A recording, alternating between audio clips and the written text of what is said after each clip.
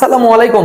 আমাকে যদি বলা হয় যে এবারে 26 সালে বৃত্তি পরীক্ষায় আসবেই এই টাইপের একটি প্রশ্ন তুমি বলো যেটা কমন উপযোগী, আমি নির্দ্বিধায় কোনো টেনশন ছাড়া আমি এই প্রশ্নটার কথা বলে দিতাম। কেন জানেন? কারণ শতকরা থেকে এই টাইপের প্রশ্ন বৃত্তি পরীক্ষায় সবচেয়ে বেশি বার আসে। আমি অনেকগুলো বৃত্তি পরীক্ষার প্রশ্ন যাচাই বাছাই করে দেখেছি, এই টাইপের প্রশ্ন বৃত্তি পরীক্ষায় সবচেয়ে বেশি বার আসে। আমরা দেখতে চাই যে এগুলো কঠিন নাকি সহজ। চলো শুরু করি। আচ্ছা, এখানে বলেছে যে সখীপুর গ্রামের মোট জনসংখ্যা 1280 জন। সখীপুর নামে একটা গ্রাম, সেই গ্রামের মোট জনসংখ্যা 1280 জন। আমাকে বলেছে তার মধ্যে 80% লোক কৃষিজীবী, মানে ওই গ্রামে যতজন লোক বসবাস করে তার 80% লোক কৃষি কাজ করে। আচ্ছা, ভালো কথা। ক নাম্বার প্রশ্ন বলেছে কি? ক নাম্বারে বলেছে কৃষিজীবী লোকের সংখ্যা নির্ণয় করো, অর্থাৎ 80% লোক যে কৃষি কাজ করে এটা কিন্তু একটা সংখ্যায় প্রকাশ করতে বলেছে। এই যে 80% সেটা আসলে এক্স্যাক্টলি তুমি আমাকে বলো যে কতজন। আচ্ছা, আমরা জানি 5%, 5% মানে হচ্ছে 5 এর নিচে 100, 5 এর নিচে কত? 100। আমি যদি বলি 3%, তার মানে কি 3 এর নিচে 100, শতকরায় প্রকাশ করতে যদি আমরা চাই এটা হবে। তাহলে আমাকে বলো তো, এখানে আমার উল্লেখ করা আছে 80%, যে 80% লোক কৃষি কাজ করে। তাহলে আমরা বলতে পারি না নির্দ্বিধায় যে 80-র নিচে 100?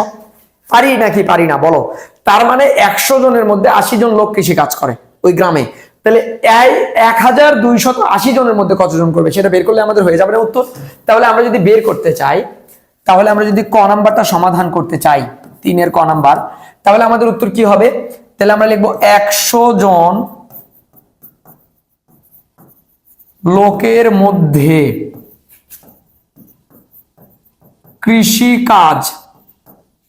কৃষিকাজ করে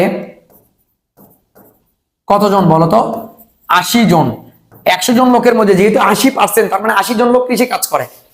তাহলে একজন লোকের মধ্যে কত করবে? তাহলে একজন লোকের মধ্যে কৃষি কাজ করে, এই 80কে আমরা ওই 100 তে ভাগ করব। 80 ভাগ 100 জন। কেন এটা হলো?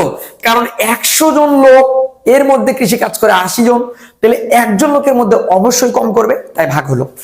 যদি লোক সংখ্যা বেশি হয়ে যায় তাহলে কিন্তু গুণ হয়ে যাবে। তাহলে লোক সংখ্যা আছে কত? 1280। তাহলে 1280 জন লোকের মধ্যে কৃষি কাজ করে, এইটা কিন্তু গুণ হয়ে যাবে। কেন জানো? একের চাইতে বেশি জন, তাহলে গুণ হয়ে যাবে কার সাথে? ওই লবের সাথে। লব কোথায়? 80।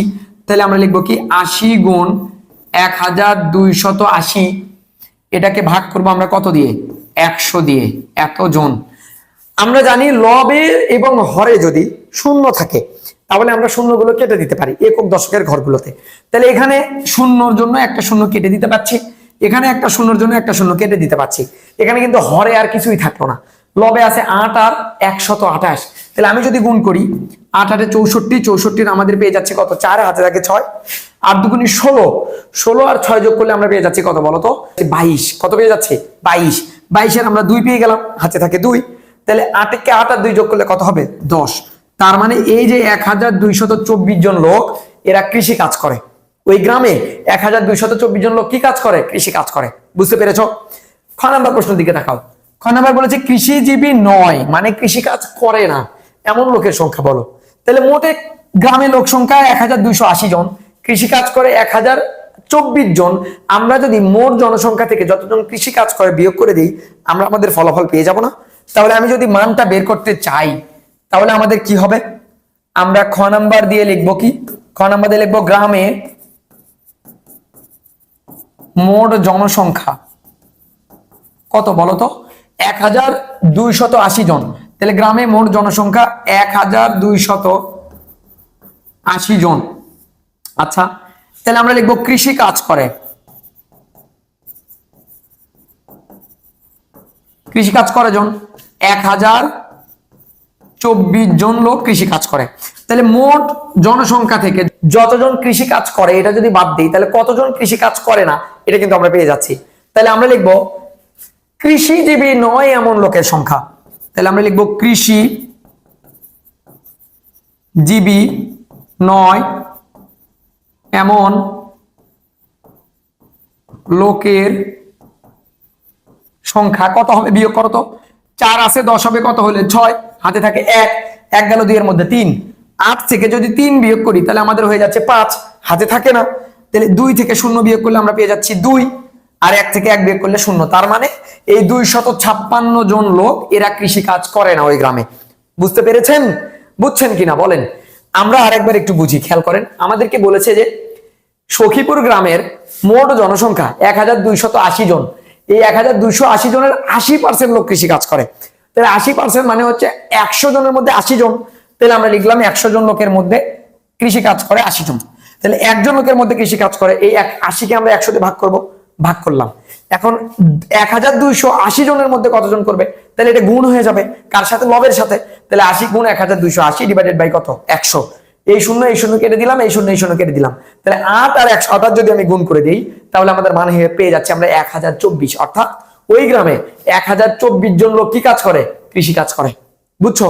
এখন বলছে কৃষি কাজ করে না এমন লোকের সংখ্যা বের করো।